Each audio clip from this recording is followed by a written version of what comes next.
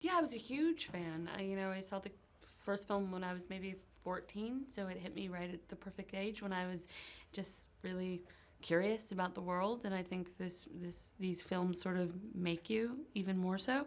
And the films hold up. And when I knew that F. Gary Gray was involved, I love his work, and that Chris was involved, I really jumped at the chance to reteam with him and to be a part of this universe. It was great. It's he's such a giving actor and so kind and so fun and so funny and has such dexterity, and to get to play a really different role and to find new spaces in our dynamic, but to know that we have this sort of instant rapport was a gift.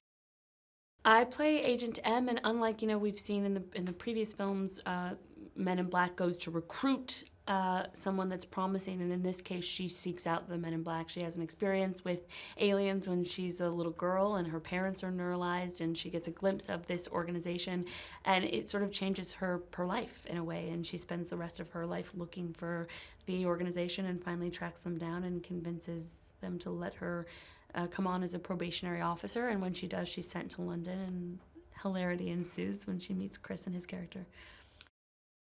Yeah, so obviously the film is called MIB International, and so it really has an international scope. And it meant that we got to travel to such incredible locations like Marrakesh, and we were in the Sahara, and Ischia in Italy, and Paris and New York.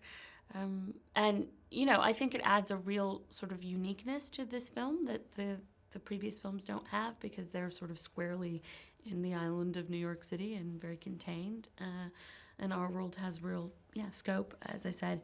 And additionally, it was just fun. It felt like we were on vacation. I think he brings a real,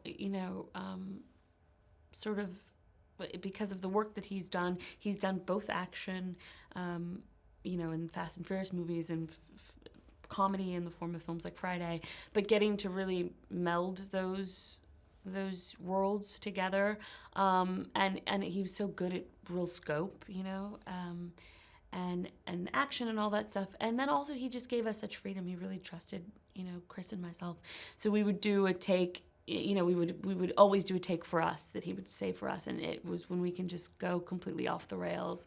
And I think that's really important in comedy and something like this, to feel like you can just be free to make a fool out of yourself and go all over the place, and someone's gonna be your cheerleader, which Gary was.